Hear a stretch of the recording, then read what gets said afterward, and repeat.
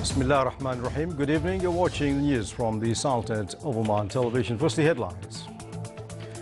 The Ministry of Civil Service trains more than 70,000 employees of the state's administrative apparatus in 2013.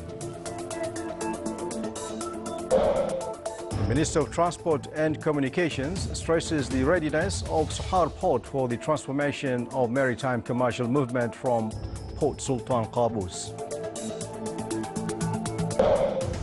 The medical conference discusses aspects of infection control and diseases. And the total loans in the Sultanate reaches 15 billion Omani Riyals during the first quarter of the current year.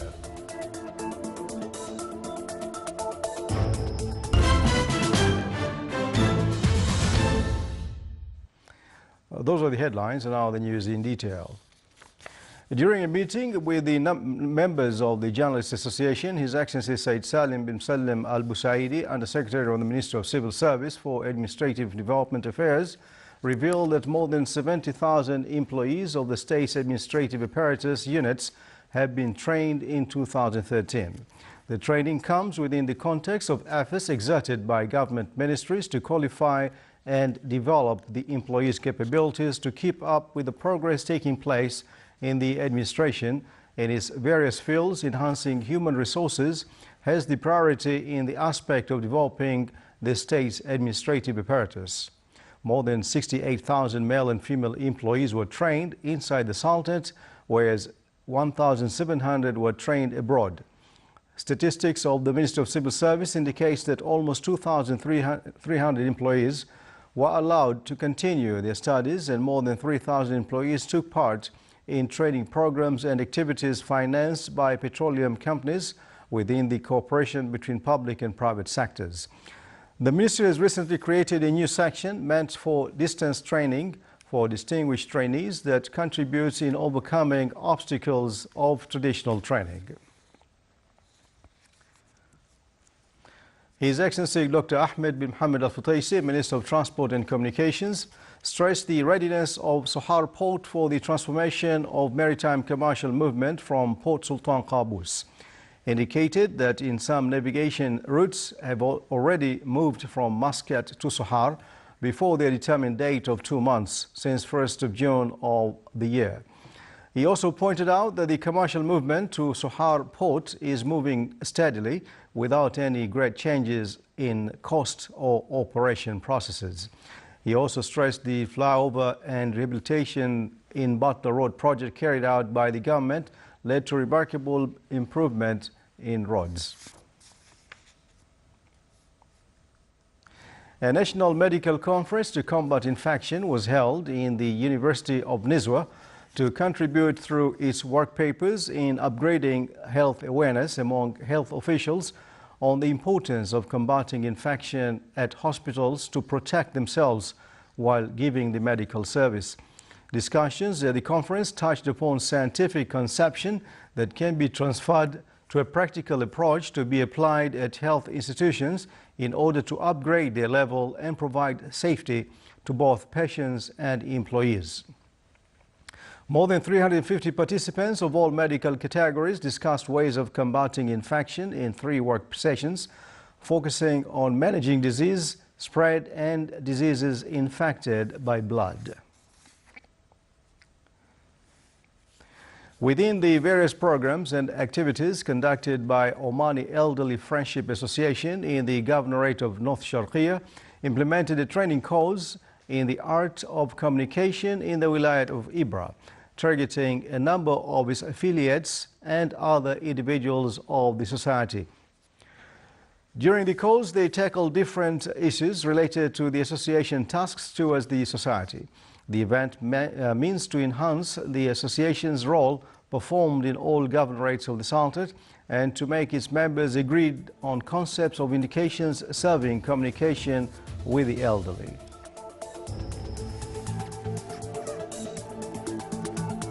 Still to come in the news bulletin, New York City continues its battle against bed bugs.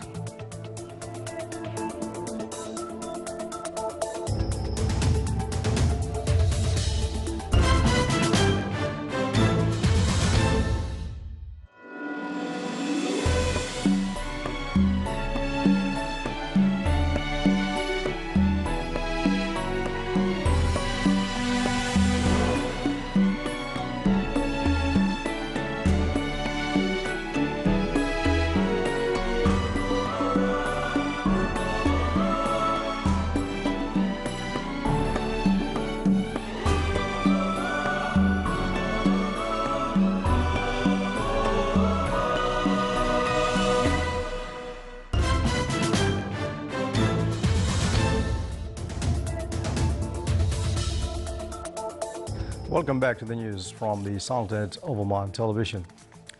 The total loans recorded a noticeable rise by 2.9% by the end of the first quarter of the current year as to reach more than 15 billion Omani riyals. The average interest rate of the total loans amounted to 5% by the end of last March, recording a decrease by 1.5% compared to the same period last year.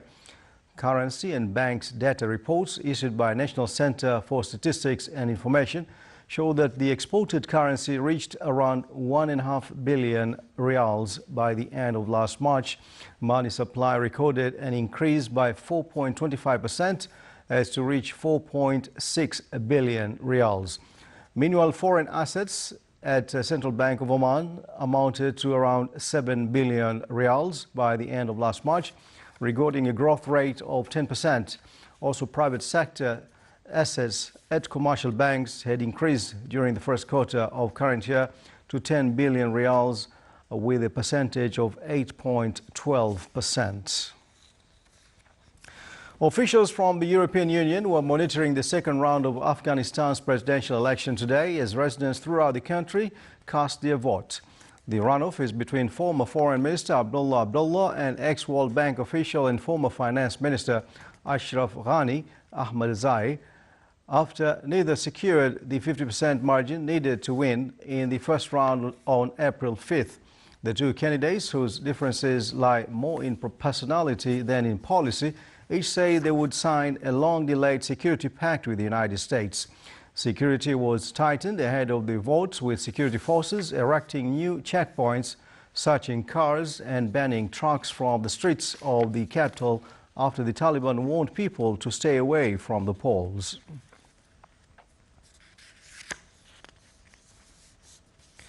A group of Iranian students are busy finding a way to send their solar car to the United States for a competition. Here's more details in the report. It's not easy for an Iranian to visit the U.S. It's even harder for an Iranian car. The Haveen 2 is no ordinary vehicle. It's 15 feet long and runs on solar power. Its designers hope to race it in the American Solar Car Challenge in Texas this July. We found that there are competitions at the professional level for solar cars all over the world, in Australia, in Africa, and the United States. That gave students the motivation and encouragement to believe that they're capable of making a car like this. The American Challenge is an 8-day, 1,700-mile road rally through 7 states. But the Haveen team may miss the start if they don't find a cargo company ready to transport the vehicle. The problem? Airlines are afraid of breaching international sanctions against Iran for its nuclear program. The car's surface is covered with 516 cells that convert energy from the sun into electricity. Based on regulations for previous competitions, vehicles had to be 3-wheeled, but with the new regulations, the vehicles are moving towards 4 wheels, more like a conventional car, so that one day anyone could use it. A previous model of Haveen, which means a bright sunny day in Farsi, raced in the 2011 World Solar Challenge in Australia. And the students behind the design are dreaming big. I would like to meet the engineers all over the world that are working in this field. I hope the opportunities are created for the exchange of knowledge and experience so that new ideas in the field of solar cars are generated and we can make this car universal. The Haveen 2 has reached a top speed of 110 kilometers per hour or 70 miles per hour during testing. But the team is up against the clock. With a delivery date no later than July 1st, the car's greatest race may just be getting beyond the borders of Iran in time. The pest control industry sees rich spoils as New York City continues its battle against bed bugs. Here's a report. Bed bugs. For years, Americans have been waging a war of attrition against these blood-sucking insects, and New York has been at the vanguard. Local authorities have released a report claiming progress in beating back the bug, but for many in the business, the bed bug war is bringing rich spoils. We've seen exponential growth every year in, year out, and we have no reason to think that it should change at all. Exterminators can quote up to $100,000 for a large building treatment that includes canine detection, steam treatments and other cutting-edge technologies. But not everyone can afford such fancy solutions. Bedbugs have embedded themselves in low-income housing and areas where there's not a lot of resources to effectively control bedbugs, and this is causing a lot of problems because they're acting as a reservoir population for spreading back into society from local areas now. And they love to travel, infesting clothes, bags, workplaces, public transport, cinemas, taxis, hotels, anywhere humans go. No sooner do they sense the heat, CO2 and pheromones emitting from their next victim, they leap into action. It doesn't matter if it's an old building like this or it's a new development like you see behind us, anybody can bring it in at any time. It also appears the bug has a primitive intelligence. Recent experiments with sticky traps have demonstrated the bug's ability to learn. They don't climb on real quickly onto a sticky surface, therefore they won't get stuck very easily. But they do learn, and it appears when they come into that contact again, they back away more quickly and go off more to the side. Further compounding the challenge is the bedbug's increasing resistance to our poisons. If a female is not getting enough and surviving it and being able to be immune to it to some degree, it could pass that immune gene down. Experts emphasize the need to know your foe, to search mattress seams, crevices and crannies, anywhere within 8 or 9 foot of the bed. Since we've been living in caves, started out feeding on bats, came down and found out we were tastier, and has just continued unabated in time. This is certainly not an insect on the verge of extinction. In the battle for the bed sheets, the bedbug is proving a worthy adversary.